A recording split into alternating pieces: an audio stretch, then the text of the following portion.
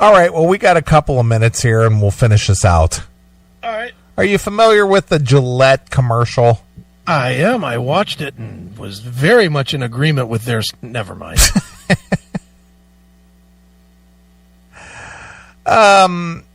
Not a day passes without Miss Perfect popping up on Twitter to attack anyone who dares to fall below her very high moral bar.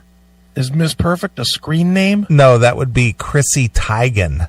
Oh. The world's chief celebrity virtue signaler. Okay. Wasn't aware that that's what she was. Yeah. She's important. I thought she was just a hot piece of ass. Well, that's what she is. But, apparently if you got the ear of the people, now you can spout your tripe. Okay. Good. Her favorite target, of course, is President Trump, who she regularly slaughters for being a homophobic, transphobic, woman-hating, bullying, stupid, hateful pig. Okay. Again, there's nothing that backs any of that up. But she said it. Yeah. That's backing enough for me. Yeah. She said it, dude. Well, if she said it, it must be true. Of course. I think you better get your facts in order, dude. Stop reading and looking for actual proof. Chrissy Teigen said that it's fucking true. Right. What more do you need? Exactly. And when she's not blazing away at him or a myriad of other public figures that she disapproves of, Teigen is bombarding us with every tiny detail of her private life and posting extraordinarily graphic photos and information to accompany the self-exposure. Well, we get to see her stretch marks, her period face, her acne, her naked breastises, and read her intimate accounts of her postpartum depression, her eating problems, pregnancy issues, and alcohol abuse. All right, I'm going to stop you right there for a minute because I know you're really developing an interest in me to really go and follow Chrissy Teigen now. But who the fuck would follow that? Who would pay attention to that? Well, apparently these are people who relate to her plight, her struggles in life, and how hard she has it. And I relate to you. Yeah, you're right, Chrissy. Everything you read sounds miserable. It is. But these are people who are miserable in their own lives, and they're just like, look, Chrissy, she's on top of the world, and she's just like me. She has the same problems as me. Okay. Somehow I'm not believing that, but all right. She also gives us a running commentary on her marriage to singer John Legend, revealing every spit and cough of their sex life and their relationship. Yeah. All this has made Teigen very famous and very popular. Mm-hmm. She has tens of millions of followers on social media. Well, then that makes her an influencer. Of course. Quite how many knots we'd have to remove from those numbers if she wasn't married to John Legend is a matter of conjecture. Mm-hmm. But there's no doubt she ravenously milks being Mrs. Legend like no other pop star spouse in the history of music. Coincidentally, she has also been a highly paid marketing face for Gillette, the razor firm at the center of the global furor about their controversial new Best That Men Can Be commercial. Mm-hmm. That's good. As I wrote yesterday, it is supremely patronizing ad that portrays men as a bunch of bullying, harassing, abusing, and generally awful human beings who all need to be taught how to behave better, especially toward women. Of course, as I also pointed out, if the same ad had been targeted at women, then all hell would have broken loose with the very same feminists that are cheering Gillette on today about being absolutely nuts with rage about women being generalized in such a negative manner. That's because women are perfect and guys are pigs. Right. Damn it. But Gillette knew it was on safe ground targeting men. Since the Me Too movement and the Time's Up campaigns blew up, we've become the world's whipping boys, and radical feminist man-trashing is ultra-fashionable. Yeah, man! As the PC Brigade predictably rushed joyfully to celebrate this latest assault on men and masculinity, I noticed its number included one Chrissy Teigen. This didn't surprise me. She was always going to stick her virtuous oar into the debate, but I was intrigued by the manner in which she did so. I've been using a man's Gillette razor since I was 14. Teigen, is it Teigen or Teigen? Teigen. Teigen tweeted, Gillette was the first major company to hire me when I was kind of unknown as a risky little bitch for brands.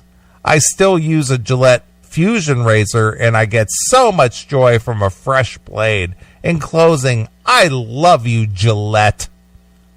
Wow, when did she write that? Before the commercial? No. Now, after the commercial. Of course.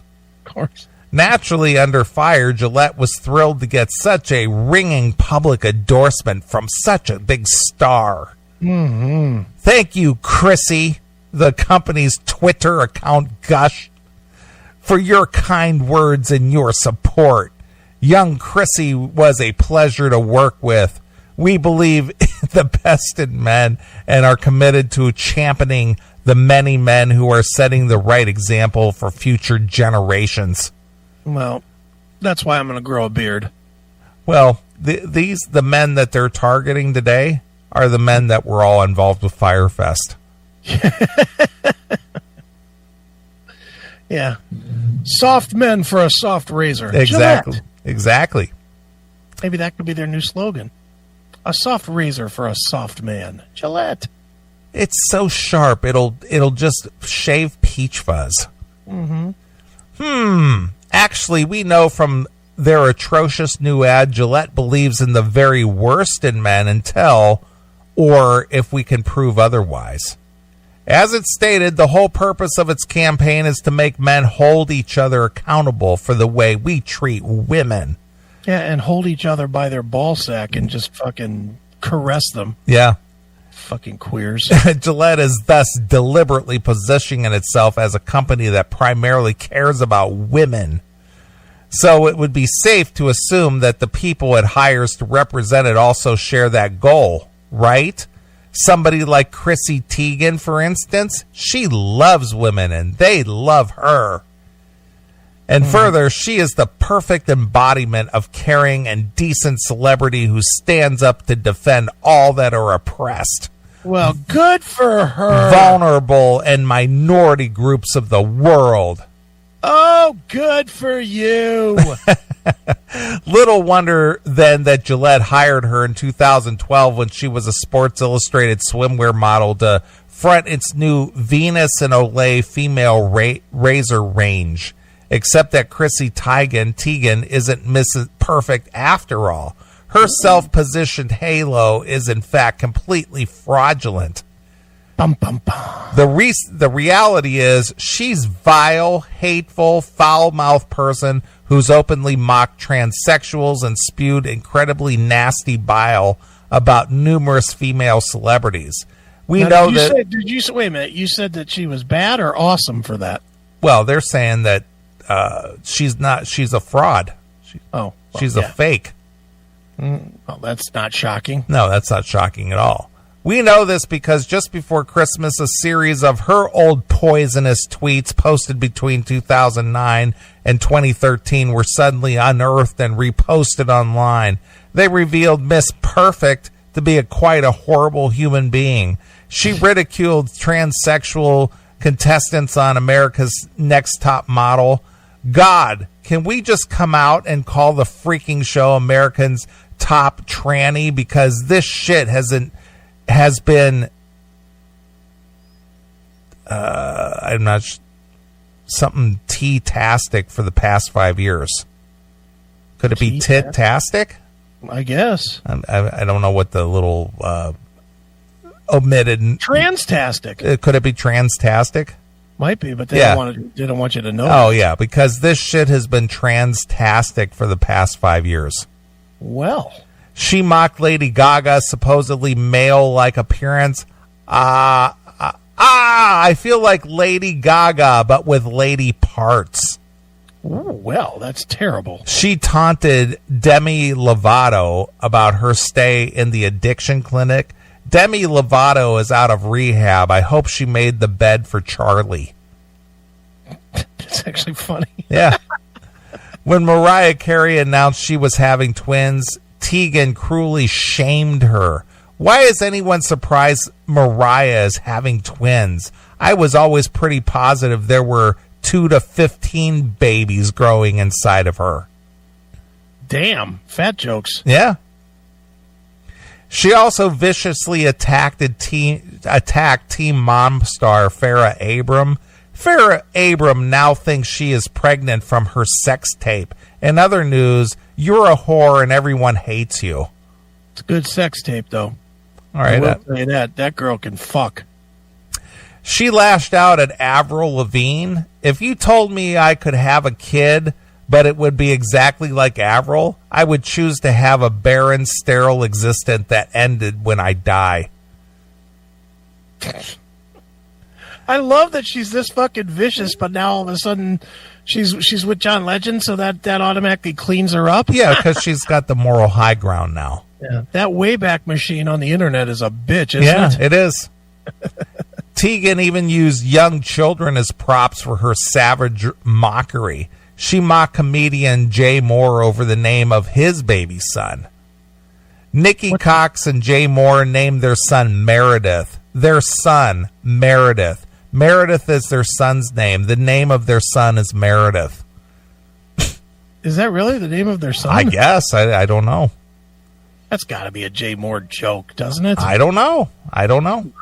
Why would they name their kid Meredith? Who knows? It's awful. And she attacked 9-year-old actress, I can't even pronounce this name, Quinnen Zane Wallace, for her presenting performance on the 2013 Oscars. It's okay to call a small child cocky, she tweeted. Okay, whatever. But her very worst comment came in 2011 when she made fun of Lindsay Lohan attempting to commit suicide. Lindsay adds a few more slits to her wrist when she sees Emma Stone. All right.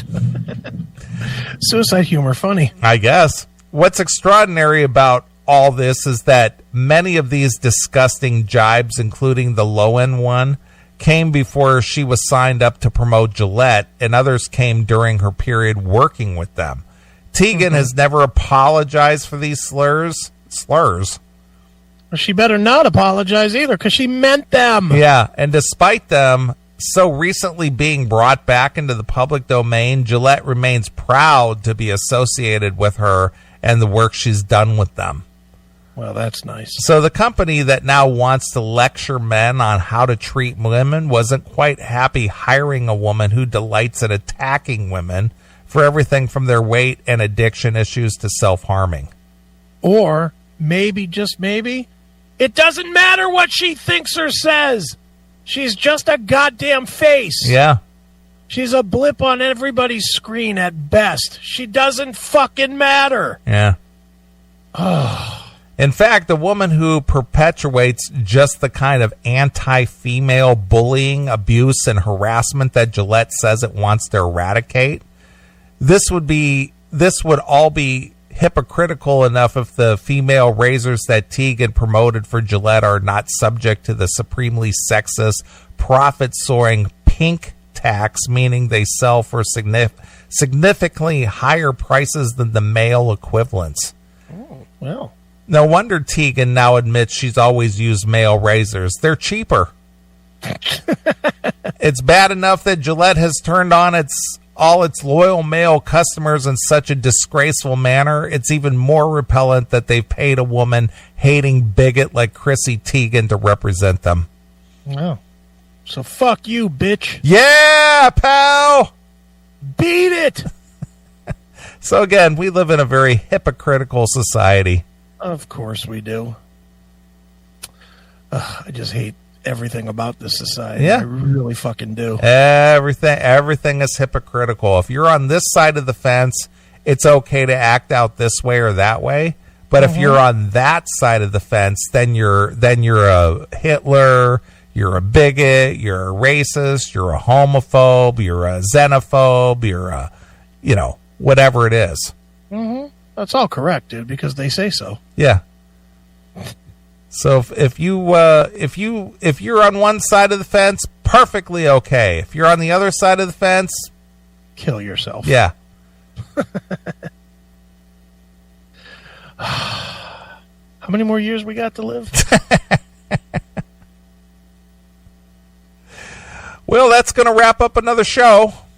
Oh, that went pretty fast. It did go fast. Well, I will be out in L.A. next week. Chris will be taking over the show with a myriad of guests, I'm sure. Well, John is for sure coming. Okay. And maybe Stephanie, maybe not. And I'm going to reach out to Randy. I'd love to get Randy here. Sure. So we'll see. But John will for sure. At worst, it'll be me and John. And it might just turn in. He already asked me about staying here, so I have a feeling it's going to be an alcohol-fueled show. All right. So start apologizing now, Neely. Well, I'm going to go out to NAMM. I will be at the debut of the Band versus Brand documentary, and be at the NAMM show, and we'll see what goes on. And, depending on what's happening on Saturday evening, because NAMM is over by 6 Pacific time, which is 9 Eastern time. So maybe we'll, get on the phone and maybe do a quick wrap-up. All right. From L.A. Hey, that'll be fun. That's good. So I'll be running into our good friend Bob Nalbandian. Of course, Nader DePriest will be out there. Our good friend Don Dokken will be out there. And who knows who else we'll run into. I'm sure you'll run into a couple of people. And I'll be offering $100 to Eddie Trunk for the lint in his pocket. That's worth the whole trip all by itself. I agree. So I'm looking forward to it. Get out of the snow and cold for a few days and enjoy some LA style weather and hang out with some buds, and we'll see where it goes. All right. Sounds good. All right. Well, I'm going to get out of here. We're going to get out of here. Chris will be back next Saturday with a new show, and I got a request, dare I say, for some Night Demon. What? Yes, some Night Demon. You're kidding. Can't believe it. But believe it or not, it doesn't come from Jackal. What? It came from our good friend Sal. Who learned about him from Jackal. Probably. I'm sure. So I'm going to close out with some Night Demon with some Stranger in the Room. All right. So until next Saturday night, this is Neely along with my very good friend Chris Aiken. And we're gone. Bye, kids. This is Jarvis Leatherby of the band Night Demon, and you're listening to the Classic Metal Show. Keep it heavy.